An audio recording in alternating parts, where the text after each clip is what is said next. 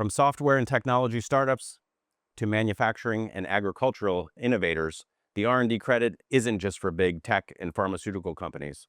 Let's check out which industries often benefit the most. While the R&D credit is industry agnostic, certain sectors frequently find substantial opportunities. Per IRS guidance and common practice, think about this. Manufacturing, process improvements, new product formulations, and advanced machine integration.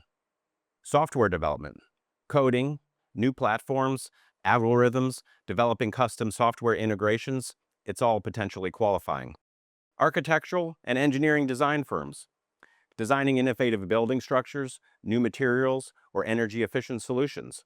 Medical devices and pharmaceuticals, developing new medical technologies, improved drug formulations, and testing prototypes. Agriculture, experimenting with new crop strains, enhancing irrigation systems, or sustainable farming methods. If your industry leverages science, technology, engineering, or math to solve problems, chances are you have some qualifying activities.